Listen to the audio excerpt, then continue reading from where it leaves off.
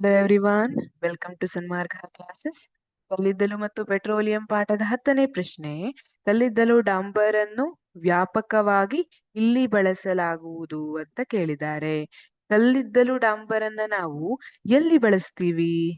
ಇದಂತೂ ಬಹಳ ಸುಲಭವಾದ ಉತ್ತರ. ನಿಮ್ಗೆ ಡಾಂಬರ್ ಅಂದ ತಕ್ಷಣ ತಲೆಯಲ್ಲಿ ಬಂದ್ಬಿಡುತ್ತೆ ಅಲ್ವಾ, ಡಾಂಬರ್ ಅನ್ನ ಎಲ್ಲಿ ಉಪಯೋಗಿಸ್ತೀವಿ ಅಂತ. ಸರಿ, ಈ ಉತ್ತರವನ್ನ ನೀವೇ ಹೇಳ್ತೀರಿ ಅಂತ ಗೊತ್ತು. ಆದ್ರೆ ಉಳಿದ ಕೊಟ್ಟಿರುವಂತಹ ಆಪ್ಷನ್ ಅನ್ನ, ಆ ಉತ್ತರವನ್ನ ಎಲ್ಲೆಲ್ಲಿ ಬಳಸ್ತಾರೆ ಅನ್ನೋದನ್ನ ನಾವೀಗ ನೋಡ್ತಾ ಹೋಗೋಣ. ಆಪ್ಷನ್ ಎ, ಲೋಹಗಳ ಉದ್ಧರಣೆಯಲ್ಲಿ. ಹಿಂದಿನ ಪ್ರಶ್ನೆಗಳಲ್ಲಿ ನೋಡಿದಿರಿ, ಲೋಹಗಳ ಉದ್ಧರಣೆಯಲ್ಲಿ ಬಳಸುವಂತದ್ದು ಯಾವುದು? ಕಲ್ಲಿದ್ದಲಿನ ಉತ್ಪನ್ನ ಇದು ಓಕ್. ಓಕ್ ಅನ್ನ ಲೋಹಗಳ ಉದ್ಧರಣೆಯಲ್ಲಿ ಬಳಸ್ತಾರೆ. ಹಾಗಾಗಿ ಆಪ್ಷನ್ ಎ ತಪ್ಪು.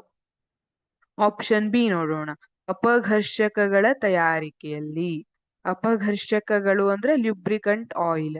ಈಗ ಬಾಗಿಲೆಲ್ಲ ಸದ್ದು ಮಾಡ್ತಾ ಇರ್ತದೆ, ಕುಯ್ ಕುಯ್ ಕುಯ್ ಅಂತ ಅಲ್ವಾ, ಅವಾಗ ಎಣ್ಣೆ ಬಿಡ್ರಿ ಅಂತ ಹೇಳ್ತಾರೆ, ಅಥವಾ ಯಾವ್ದಾದ್ರು ಅಪಘರ್ಷಕ ತೈಲ ಬಿಡ್ರಿ ಅಂತ ಹೇಳ್ತಾರೆ. ಈಗ ಯಂತ್ರಗಳಲ್ಲೆಲ್ಲ ಅವುಗಳೆಲ್ಲ ಕೆಲವೊಂದ್ ಸಮಯ ಆದ್ಮೇಲೆ ಸ್ಟ್ರಕ್ ಆಗ್ಲಿಕ್ಕೆ ಸ್ಟಾರ್ಟ್ ಆಗ್ತವೆ, ಅವಾಗ ಅಪಘರ್ಷಕ ತೈಲವನ್ನ ಉಪಯೋಗಿಸ್ತಾರೆ.